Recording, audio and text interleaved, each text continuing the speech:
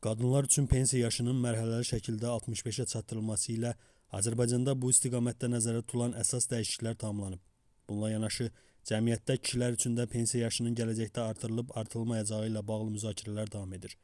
Bu məsələdə əhalinin yaşlanması, sosial sığorta sistemi, əmək bazarı və orta ömür uzunluğu kimi amillər əsas arqumentlər sırasında göstərilir. Digər tərəfdən, pensiya yaşının artırılmasının sosial rifaha və vətəndaşların əmək qabiliyyətinə mümkün təsirləri də diqqət mərkəzindədir. Mövcud demoqrafik və iqtisadi göstəricilər fonunda belə bir addımın zəruriliyi barədə fərqli yanaşmalar səsləndirilir. Kişilər üçün pensiya yaşının artırılması gələcəkdə real gündəmə çevrilə bilərmi? Belə bir qərarın iqtisadi və sosial baxımdan əsaslandırılması mümkündürmü? Referans media xəbər verir ki, bu barədə Liberal İqtisadçılar Mərkəzinin sədri, iqtisadçı ekspert Akif Nəsirli bildirib ki, kişilər üçün pensiya yaşının artırılması gələcəkdə nəzəri olaraq gündəmə gələ bilər, amma bunu yalnız əhalinin yaşlanması və ya orta ömür uzunluğunun artması ilə əsaslandırmaq kifayət deyil. Belə qərar qəbul edilərsə, onun həm maliyyə, həm də sosial nəticələri kompleks şəkildə hesablanmalıdır. Onun sözlərinə görə, Azərbaycanda qadınların pensiya yaşının mərhələli şəkildə 65 yaşa çatdırılması ilə qadın və kişilər üçün pensiya yaşı bərabərləşib.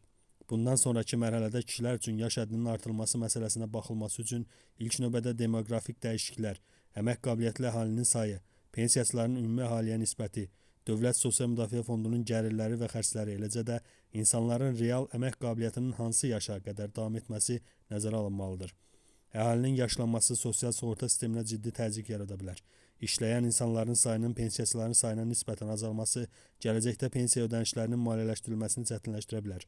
Bu baxımdan pensiya yaşının yüksəldilməsi dövlətin sosial sığorta xərclərini müəyyən qədər azaltmaq və insanların daha uzun müddət sığorta haqqı ödəməsini təmin etmək üçün istifadə olunan mexanizmlərdən biri ola bilər.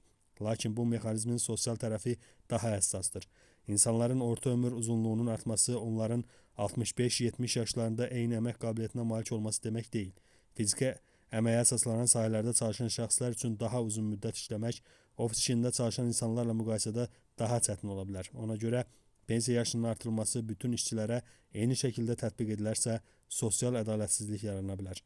Akif Nəsirli əlavə edib ki, əmək bazarının vəziyyəti də nəzərə alınmalıdır. Yaşlı insanların daha uzun müddət əmək bazarında qalması bir tərəfdən onların gəlirlərinin və sosial sığorta ödənişlərinin artmasına imkan verir. Digər tərəfdən işə götürənlərin yaşlı işçilərə münasibəti, onların yeni texnologiyalara uyğunlaşması və sağlamlıq vəziyyəti kimi məsələlər həll edilməzsə, pensiya yaşına yaxın insanların işsiz qalması riski yarana bilər. Bu səbəbdən gələcəkdə belə bir dəyişiklik müzakirəyə çıxarılırsa, yalnız pensiya yaşını artıraq yanaşması düzgün olmaz. Daha çevik model tətbiq etmək mümkündür.